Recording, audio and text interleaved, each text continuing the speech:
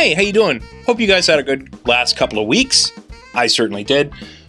This podcast episode, we're going to talk about a couple of scientific studies that help prove that this podcast, this website, and the stuff that I'm teaching you is the best resource on the planet, the best resource on the internet for you to be able to increase your levels of inner peace and thus eventually have us increase the levels of world peace.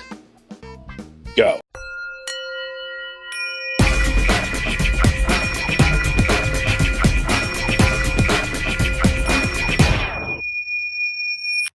Hey, this is the I Am Podcast, where we answer all the questions about spirituality and inner peace that you ever wanted to ask. I'm your host, Sean Webb. Okay, so I promised you a couple of studies, and this one, the press release came out just August 22, 2013. Basically, it is a story about a University of Virginia associate professor of psychology, Jim Cohn, or Cohan, C-O-A-N. Sorry if I butchered your name. Basically did a study proving that cognitive attachments become an expansion or an augmentation of self. Okay, so pause. If you remember in the Body, Mind, Spirit 101, if you haven't watched it, go friggin' watch it. The Body, Mind, Spirit 101, we explained that all of our emotions, all of our turbulence, all of our negative stuff in life is created by our mind and is controlled by this simple equation of emotion. Our expectation and our preference of something, whatever it is, as compared to our reality as perceived of whatever it is. If those things are different, then it creates a negative emotion. If those things are the same, it creates a positive emotion. If one of these things don't exist, either your expectation or preference or your reality as perceived, your perception, you don't have a perception of something, no emotion will exist. There are more rules that explain exactly which emotions occur based on where these things come from. But the expectation and a preference in our equation of emotion here, it creates all of our emotions from birth till death, is connected with this thing. This is our attachment map. This is our representation of self. It is our me. And so your body is right in the middle of it. You have a list of things that make up you in your mind, the things that your mind points to when it's thinking about you. Well, that's what this map is all about. So your body's in the middle of it because that's the thing that you see when you look in the mirror.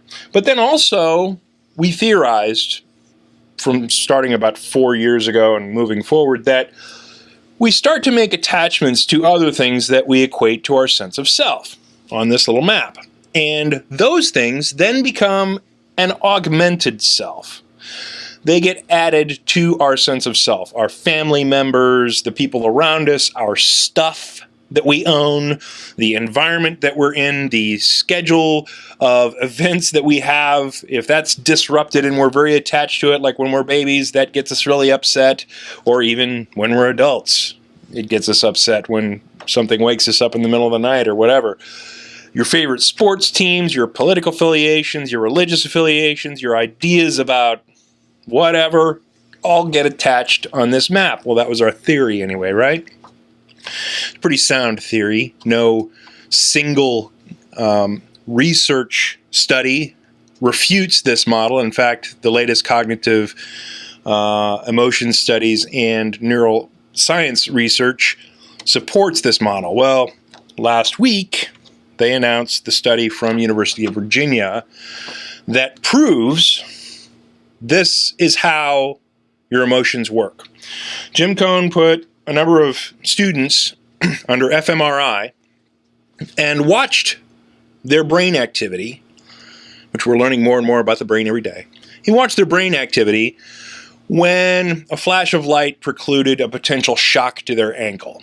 Okay, so flash of light, shock to the ankle. And so the person wearing the fMRI would get the flash of light and get the shock to the ankle.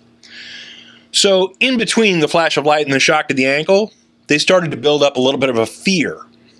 And so the fMRI could see the portion of the brain associated with fear lighting up after the light flash in their eyes because they're like, oh shit, here comes the shock to the ankle. No big surprise. Hundreds of studies have done this. So then we move forward into the second portion. Now they bring someone that the person knows into the room. So they have the fMRI and they have the flashlight, and then they put their friend, the ankle shock collar on their friend's ankle. So now the person who's wearing the fMRI isn't going to get the shock. So realistically, they should have no reason to be afraid, unless they're talking about the person who's next to them is a portion of their sense of self. So they flash the light, they're holding hands with their friends. Their friend is going to get the shock on their ankle. The flash of light occurs. Fear lights up in their brain. Why? Because the person they love, who they're attached to, who they're holding hands with, is going to get the shock. But in reality, because that person's on their attachment map, because that human being is a portion of that person's sense of self who's wearing the fMRI, it's the same reaction. It is simply their augmented self, someone they love, someone near and dear to them who's about to receive that shock that they're fearful for. Same processing in the brain, same automated circuitry going down. It's simply the sense of self that has changed from their own body to the body of their friend. Now, step 3. Just to make sure that this isn't some holding hand thing, that you're touching somebody that's going to get shocked, and maybe you're going to get shocked. They brought in a stranger, laid him on the table next to the person wearing the fMRI, had him hold hands, flash of light, no fear. No fear in the brain for the shock that's coming to the ankle of the person that they don't know. Why? That person is not on their attachment map. They have no augmented sense of self associated with that stranger to create the fear that someone's going to get hurt when they saw the flash of light. There you go. This is exactly how all of your life's pain and suffering is created right here. The attachment map runs through the equation of emotion, creates positive and negative emotions. If you need to review what exactly creates fear, what exactly creates anger, what exactly creates sadness, you can go back to the Body, Mind, Spirit 101 and look at those lessons, because that's it. This is the linchpin right here. The stuff that you're getting from this website, this podcast, is cutting, bleeding edge stuff that science is just catching up with. Okay, next we're going to talk about a study that was released just this last week that talks about the memory of planaria worms. Exciting stuff, right? Well, back in the Body, Mind, Spirit 101, we talked about the intelligence of our cells, cells, and the intelligence that exists within the individual life forms that make up our body, and our ability to tap into that stuff to create a heightened level of health, a heightened level of intelligence, a heightened level of emotional quotient, etc. And it was a big jump in the theory to say that, a lot of our intelligence that we can use to create a better life is actually housed within the cells themselves. And a lot of people are calling that idea crazy.